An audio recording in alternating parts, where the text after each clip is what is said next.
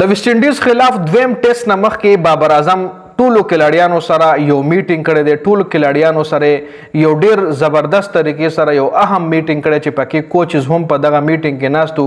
بابراعظم سینئر کھلاڑیانو نه یو ډیره غټه ګیله شکوه کړې ده.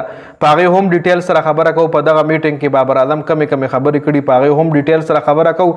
بل عرفان پټان چې کوم د پاکستان ټیم حوالې سره بیان جاری کړو چې د پاکستان ټیم اوس د مقابلې ټیم نه دی، دا هغه ټیم نه دی چې کوم ټیم به نورو لوبډلو ته ټف ټایم ورکولو، کم ټیم به چې ګراوند له کوشو نو نورو لوبډلو سره به فکر شو، غم به شو ورسره. دا اوس هغه ټیم پاتې نه شو. نو په دې هم ډیټیل سره خبره کوو. خیر، دویم ټیسټ مخکې لومبنی ټیسټ تاسو له الریډي پته ده چې ویسټ انډیز پاکستان ته په 90 رنزونو باندې یو غټ شکست ورکړو چې د پاکستان لوبډلې 210 رنزونه چیس کړي نو ویسټ انډیز پسې. په هغې کې بابراعظم 58 رنزونه کړي. د پاکستان ټوټل ټیم په 120 رنزونو باندې آوټ شوی چې 58 پکې ځان له د بابراعظم او نو ټوټل ټیم چې کوم هغه کولیپس شوی. نو اوس بابراعظم چې کوم پریس کانفرنس کړی دی، کوم میټنګ یې کړی سوري پریس کانفرنس ته، نو په هغې کې بابراعظم سره ټول کھلاړیان ناست وو. بابراعظم ټول کھلاړیان ځان له په پاره کېنول چې او خپل میټنګ یې چې کولو، نو بابراعظم ټولو کھلاړیان مخاطب کړل چې زموږ نه ولې غلطیانې دوباره کېږي، یعنې موږ هغه غلطیانې دوباره ریپیټ کوو چې کوم موږ نه په پاسټ کې آلریډي شوي دي، هغه غلطیانې موږ ولې ریپیټ کوو. خپل ټیم کھلاړیانو نه سینئر کھلاړیانو ته وي او هغه کھلاړیانو سینئر کھلاړیانو ته وي چې دا غلطیانې موږ له بس سټاپ کول پکار دي، ځکه نور عوام موږ دې پرفارمنس سره نه برداشت کوي. او سینئر کھلاړیانو ته ویلي چې تاسو له خپله ذمه داري قبلول پکار دي، د ستاسو چې کومه ریسپانسبلټي ده هغه تاسو له اوچتول پکار دي.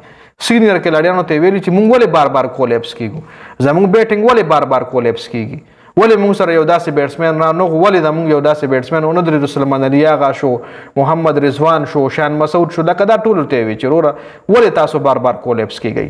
اور دې کولیپس کېدو سره موږ ترقي نشو کولی. همیشه چې بابراعظم کپتان شي نو په هغه باندې تنقیدونه هم کېږي او بیا په ټیم کې څه کھلاړیان هم د هغه خلاف شي، ګروپس جوړ شي د هغه خلاف جي، چې د هغې انکشاف 2024 چې کوم T20 ورلډ کپ و هغې کې هم د بابراعظم خلاف ګروپ جوړ شي او 2022 که 24 چې د هغې انکشاف مختلف کھلاړیانو آلریډي کړی دی. د بابراعظم خلاف خلک ډیر دي، کې کرکټرز هم دي، ایکس کرکټر هم دي، صحافیان هم دي. نو بابراعظم په دې وجه باندې زه نه غواړم چې دی کپتان شي، خو بابراعظم له کپتاني چې کوم دی محسن نقوي ورکړې ده او راتلونکي ټایم کې کیدای شي د ون ډے او د T20 کپتان هم کی. نو په کار هم دغه رنګ چې بیا د 3 وړو فارمیټو کپتان کی. نو څه بابراعظم چې کوم دی خپل کھلاړیان کینولي چې وروره نور مونږ سره د کمپرومایز ټایم نشته، نور مونږ نه برداشت کوي عوام د پرفارمنس سره، نور مونږ په ټیم کې سروایو نشو کولی. هر کھلاړي ته خپل ریسپانسبلټي اوچتول پکار دي. بل عرفان پټان چې کوم دی هغه د پاکستان ټیم حوالې سره ویلو چې دا ټیم اوس د مقابلې ټیم نه دی، دا ټیم اوس د مقابلې ټیم پاتې نه شو چې دی د ویسټ انډیز غوندې ټیم د بنګلادیش ټیم خلاف سټرګل کوي، نو دی به انډیا، اسټریلیا، انګلینډ سره سم میچ وکړي.